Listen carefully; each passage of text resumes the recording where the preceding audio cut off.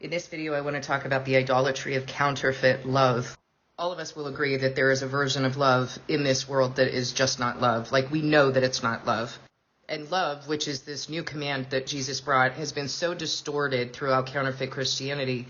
And it's distorted by pagans, love is love, in order to accommodate sin. Well, the truth is that love, the use of this distorted concept of love, has been exploited for a very long time in order to lead you into sin and misunderstanding of the covenant. You've learned a distorted concept of love through music, through Hollywood, through media, social media now, pictures of love being put together, and you know that they're false. You know that it's baloney. And yet, that's still the love that this image of love that you've ingested into your heart.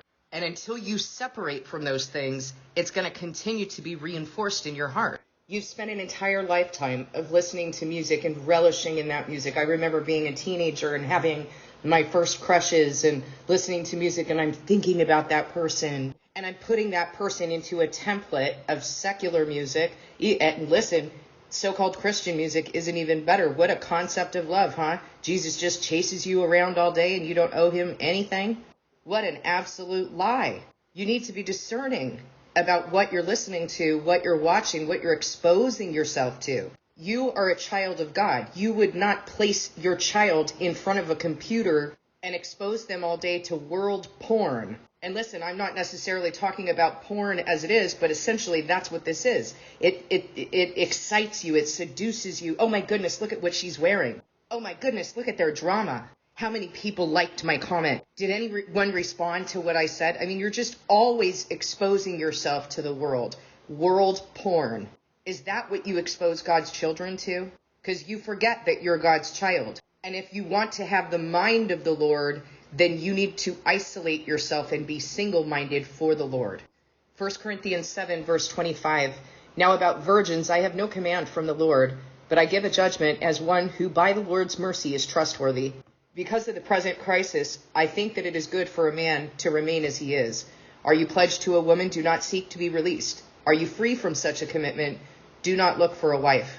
Paul's talking about this from his perspective 2,000 years ago. And Paul is not saying that marriage is a sin, but he's giving you a perspective that you are to have. Even if you get married, you are to live as one who is not married, not in the sense that you're not fulfilling your commitments to your spouse or your children. That's not what Paul is saying. What he's saying is you are going to have an even harder battle to stay single-minded for God. And Paul is stating this as a requirement. He's not stating it merely as a suggestion. He's stating it as a requirement. You must be single-minded for God. And so if you are in a relationship, a marriage, you're going to be concerned about worldly things because you're going to want to please your partner and you're going to be swayed and taken away from that single-mindedness. Paul is framing love, that love is only going to come from love for God first. And that in fact, you have to have love for God first. And that you don't compartmentalize your love for God and then your love for your spouse, but that your love for God is going to continue in the way that you interact with your spouse, in the way that you love your spouse. So it's never going to look like what you've been sold in Hollywood, in music, in media, or on social media. It's not even going to look like this counterfeit love that has been pitched to you in being the matriarch or the patriarch. These things have become idols and images. Everyone has the same covenant. You have to live your covenant in order to help others to live theirs. And the life that you have with your family is not a compartmentalized aspect of your life or of your covenant. The life that you have with your family is that your family comes along with you as you're living your covenant, not that you come over here and you interact with the body or you interact with God and then you go back to your family. No, you take it with you. You take God with you and you take them with you. Now let's read what Paul has to say, but let's read it with the understanding, seeking the understanding of what Paul is telling us about marriage and about this love relationship that's being established, because you need a different repertoire. The repertoire you got from the world is not working. It will never work because it is not God's design for you to put someone up on a pedestal and then when they upset you, you completely rip them down, rip the rug from under them. This is not love. It is also not love to control our children's lives. It is also not love whatever picture perfect, facade you're presenting on your social media, or that you're looking at other people's outsides and comparing your insides and how empty you are because you don't look like them. We need to stop doing this. God's people cannot do this. Because of the present crisis, I think that it is good for a man to remain as he is. Are you pledged to a woman? Do not seek to be released. Are you free from such a commitment? Do not look for a wife. But if you do marry, you have not sinned. And if a virgin marries, she has not sinned. But those who marry will face many troubles in this life, and I want to spare you this. Well, what troubles are you talking about, Paul? What I mean, brothers and sisters, is that the time is short. From now on, those who have wives should live as though they do not. Those who mourn as if they did not. Those who are happy as if they were not. Those who buy something as if it were not theirs to keep. Those who use the things of this world as if not engrossed in them, for this world in the present form is passing away. Do not become attached to anything. That's what Paul is saying. Do not become so attached to your identity here as a mother, as a father, as a spouse, in your career, whatever it is. Do not become so attached to that identity. You must place your identity in Christ first, because you know that all of your identity here in this world is going to pass away. Those children, that spouse, those parents, whoever it is who have been put on loan to you in this life, when all is fulfilled, we are all going to be brothers and sisters under one God, under one Father. So we would do well to come alongside each other and move each other and shepherd one another, rather than placing ourselves in an idolatrous position. Let me give you an example of what I'm saying. Early on, when people first start working with me, or sometimes when they first come to the channel, although I haven't dealt with this for a while, people will ask me questions about, well, what should I do about this? And what should I do about that? And, what's the answer to this question? And I have an agreement with God that I will not place myself in the position of idol. I will share with people what my testimony is. I will direct them to the word, but I don't answer questions that they need to bring to God. And I will very clearly tell them that. And some people get frustrated with it because what they're looking for is an idol. It doesn't matter if that's what they're looking for. I am responsible for not setting myself up that way. I will come alongside you. I will search the word with you. I will share my experience. I will pray with you. I will fast with you. I will not be your God. And I will not compromise the other commitments that I have to the body for one person, or just for my children, or anything of that nature. I know what my responsibility is to God. And if my children want to come along and they want to learn about this and be edified, then come on. We've got a place where you can go ask the questions you have, where you can have a family, where you can be part of the body. It's not that I'm not going to spend individual time with my children, but I'm not going to compromise my other responsibilities to God and to his body.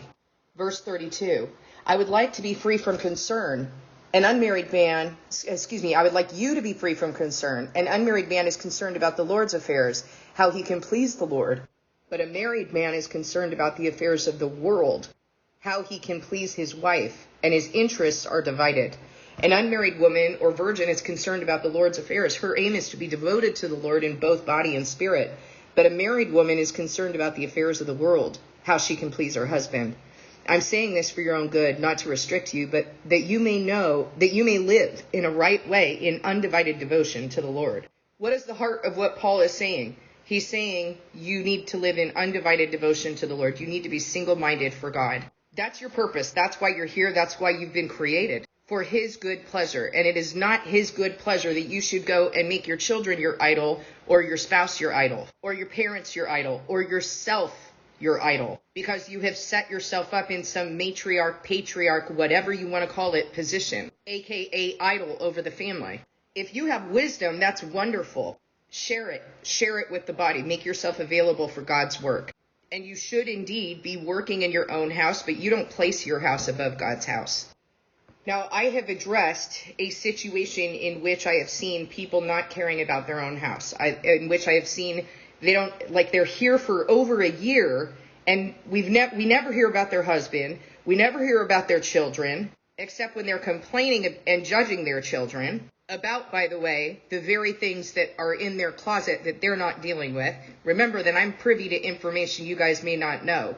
People who have abandoned their responsibilities as parents and have no concern, like they're just thinking that they're saved and their children are out there somewhere in the world. They don't know if they're starving or dead, nor do they feel any responsibility, making minimal effort even to reach out to them and then being like, well, they didn't respond. Why would you expect them to respond when you haven't been around all this time? If you indeed bring that to God, God is going to start making you deal with your sin so that he will bring those children back to you and he will move you and teach you how to manage the house he gave you. And I know that to be a fact because God has said that you will not serve in his house until your house is in order. Do not delude yourselves, guys. Paul said that no one's going to be given a trust without proving worthy. And if you've not proven worthy in the trust he's already given you, why in the world would he give you another trust? Human beings might do that, but God is not an idiot. So I've addressed this side of the continuum. In this video, I'm going to address people who are caring too much, quote unquote, about their children to the extent that they step into God's place.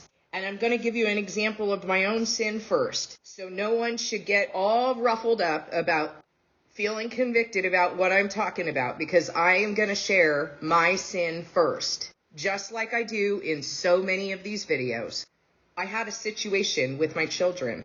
Recently, my kids went on a trip and they came back and my daughter's husband was sick. Well, we had plans when they came back from this trip that we were going to spend some time together. And we don't usually have time to spend together all as a family with her husband because he's usually at work. So I had made a lot of preparations. I'd made, a lot of food because there were going to be more people here. I was excited about the time. And so when they told me that he was sick, I started in this dialogue with God. And I started justifying, well, I am mom, so I can take care of them and I can lead them and I can help them to examine like where it was that he became defiled and why he became sick and, who better to do that than me? Well, actually there is one better to do that than me, and that's God. And what God has said is that when you get sick, Leviticus 13, that you go into isolation. And when you're in isolation, you're letting him deal with you directly. There are some things that are none of my darn business. So they came here and I defiled myself, which is why you might notice that there's a little bit, you might notice that my voice is a little bit different because I got sick. And I know exactly why I got sick. I got sick because I defiled myself. I didn't follow his commands. I made a decision based on my own desires and my own understanding. But that's not where it stops. We had a falling out because the baby got sick. And there are some things that I've seen that, it's okay for me to go and bring those to my children and let them know this is what I'm seeing in an appropriate way if I have that kind of relationship with them.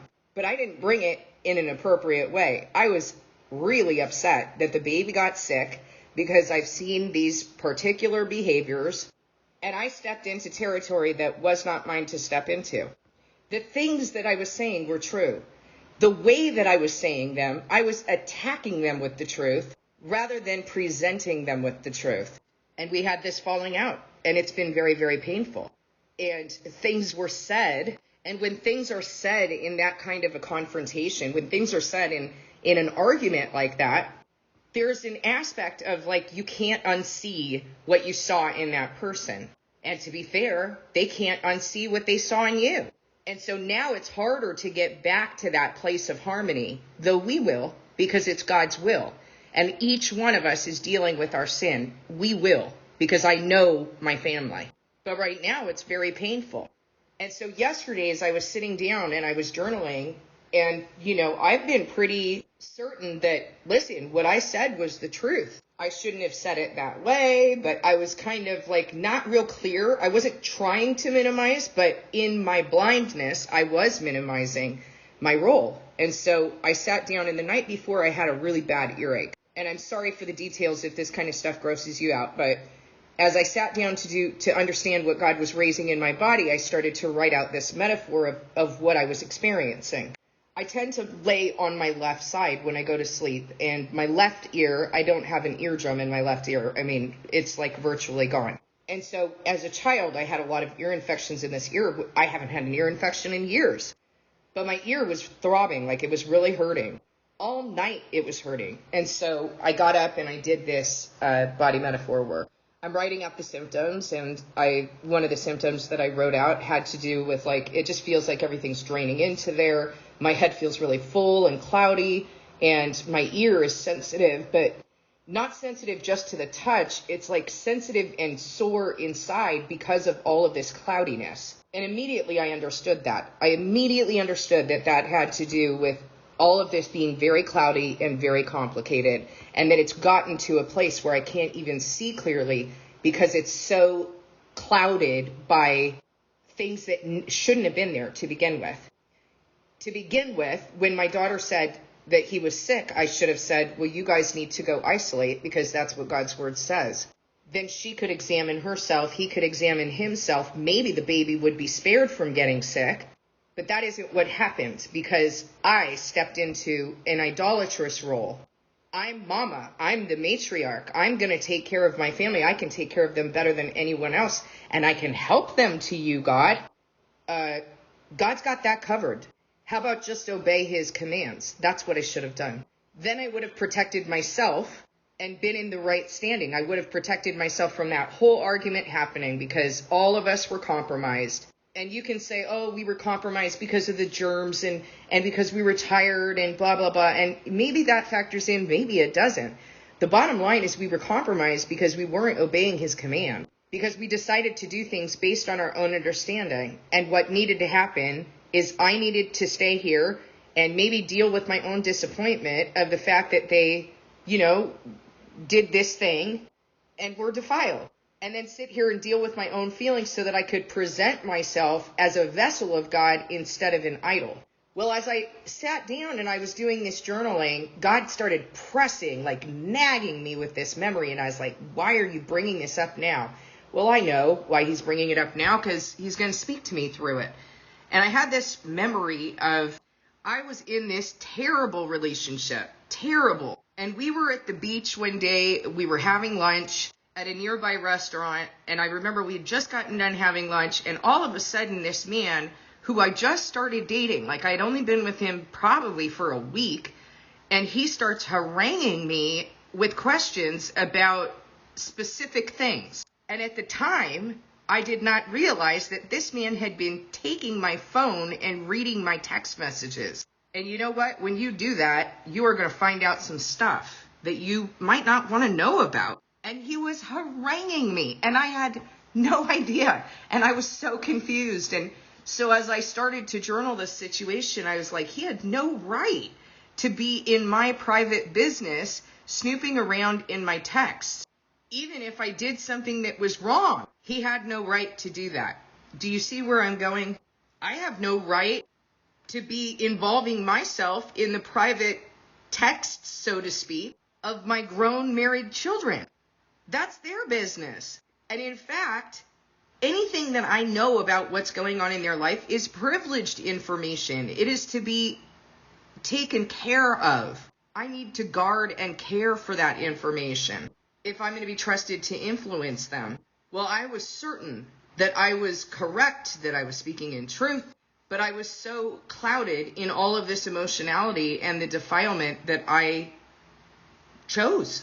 And God shrunk me down to size. And he made me realize, with such a disgusting situation, this man going through my text messages and abusing me with information that was not his to even be privy to. And that's exactly what I did. There's still truth that has to be addressed. I understand that, but it doesn't take away from these first steps that I now have to take care of as a result of participating in defiling myself. There are certainly some things that came out of conversation. There are things that came out in this whole situation that God is using to purify us. But it's not like, and I appreciate that. And he's teaching me many different things in this situation and teaching my children as well. But it doesn't change what I did, and it doesn't change what I need to acknowledge. There's my sin. Now let's address this on a broader level. A person or your children being put at the forefront is not what I am talking about when I say that you need to go clean your house. When I say that you need to go clean your house, it needs to begin with you. And so if you are placing yourself as an idol, I'm going to assume that there is some work that you are not doing, that you are trying to hide in the relationship that you have with your children. God is supposed to be at the forefront. And so I'm seeing some doing this with their children. They can't make certain commitments because of family time. And I want to tell you right now, you do not organize what you're doing in God around family time. You organize family time around God and what he has you doing in your covenant. Unless your children are little children, there is no excuse. And there are people in the body who are bringing their children. What is the excuse for not bringing yours? Feel free to bring them. If they don't want to come, you need to do what you need to do to come, and then you go address your sin to break whatever is over your family. And there are some who have adult children who are not allowing their adult children to be adults, who are way too involved in their adult children's marriages. You don't see me stopping. You don't see me saying, oh, I can't make it because I have family time. Can't make it because I need to do this with my kids. No, you see my kids showing up. You see Unique bringing her family. Amanda's showing up, and then she goes back and does what she needs to do to bring her family in. You cannot force what God is doing in your kids. If there is a block, it's not because you need to set yourself up as an idol more or try to control it. It's because you need to step back and lean into your own pattern of sinful behavior. You need to do your own work. You need to look at what's coming from your heart. And the way to identify that is by looking at the fruit. What are the things you're saying? What is it that you're thinking? What are you believing? How are you behaving? What are the things that you're sharing about? Like, are you sharing about your journey, or are you more concerned about sharing about your kids' journey? Certainly what is going on with our children, it is part of our testimony, but it doesn't replace our testimony. It needs to be shared appropriately. So if I know more about your kids than I know about you, something's wrong, guys. It's because your kids are your idol and you're not doing your own work. To be clear, the way that you can't clean up your house. You can't clean up the house over which God has placed you until you have cleaned up your individual house. If you're not doing your own work and God is not cleaning you up, and that's going to happen for a while. So you can't just show up and start like trying to do these things in the house, over which he's placed you, or you're going to do it wrong. You're going to step into a position that God has not appointed you to, and that's going to become your focus, or is the life of your children. And it's not right. And some of the things that I see people doing are, acting like their children have these hurdles to overcome that keep them from like being able to be in the body. And they don't even realize that what they're doing is crippling their child from being in the body. Their child's perfectly capable of being in the body because that is God's will. What you're doing is excusing them from being here. Why do you need that? Why do you need that narrative? How is that serving you? Because I hear the things that, that are in your guys' history. And if I don't hear you dealing with it, I don't hear that coming to the forefront in your work, but I keep hearing you talk about everybody else. I'm going to assume you're not doing the work, like you're not understanding the work that you need to actually be doing in yourself. Listen to my example of what I did. Everybody, most people would completely co-sign what I did. Most people would sit around and gossip with me about my daughter-in-law or my son-in-law or my kids are so bad, and not even hold me accountable for the fact that I set myself up as an idol. Most people would say, oh, you're such a good mom. You're just so motherly and want to, just take care of your kids. But what I did was wrong. Here's the truth. There's nothing wrong with me being disappointed that my kids are not going to be here. There's nothing wrong with the fact that now I've got to figure out, all right, what do I do with all this food? And I've got to sort through my feelings about the fact that my kids are not here. There's nothing wrong with those feelings. What's wrong is the decision that I made to behave in a particular way. What would have been correct is for me to say, I know what God requires in this situation. You guys go back home and you go deal with whatever you need to deal with. We can do this another time. Or even we wait till next year when he's got a break in his schedule and we can spend more time together. That's the bottom line. Like, I have to look at what God knows is good and what he's presenting in the fruit and say, okay, well, I trust him more than I trust my own thinking and my own desires to avoid my own consequences. How am I going to be used as an offering if I'm not willing to step back and examine the way that I'm feeling and examine what I'm seeing in my kids so that I can then go back and say, man, I was really disappointed, that we couldn't spend time together. And here's what I'm noticing, and continue to be in that position of a trusted mother and mother-in-law. That isn't what I did. And so if you're not doing it and God deals with me like this, I know he's going to deal with you. If what you're doing is placing yourself in the place of God, then I know he's going to deal with you too. And I want to tell you that this position, the way that I feel right now is I'm in a lot of pain. It's really painful for me to have a scab on my family. That's what it feels like right now. Like it's healing, but there's a scab there, and it just, the scabs itch and they get in the way and they're not comfortable. I hope the people who need to hear this will hear this. When you come to Sabbath, share about what God is building in you. When you come to workshop, work on you. You don't need to come and share your children's testimony. You need to bring your children to a point where they are showing up and bringing their own testimony. And if they're not at that point, then you need to go deal with your own sin so that God can change your posture with them and bring you into a position of being used to bear your children in the body, not as a compartment of your home and then the body, but from your home to the body. And I want to encourage you that when this happens and you're in the right standing with God as his shepherd, he will move you and he will start testifying to you, and he will make sure that there is that harmony in your family. The other thing I want to say is it's wonderful if your children have testimonies. That's wonderful. I'm thrilled about that. This is what we want.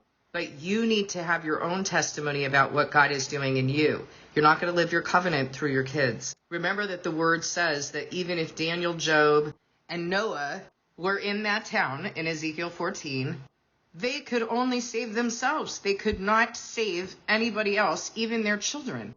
And the reverse is true. You're not going to be saved by working on other people. You need to work on your own heart. Then God will move you to work with other people. Plank in your eye so that you can then help your brother to take the speck out of his. Then, once he has restored your house, you can serve in his house. Thank you for listening. Please discern with God.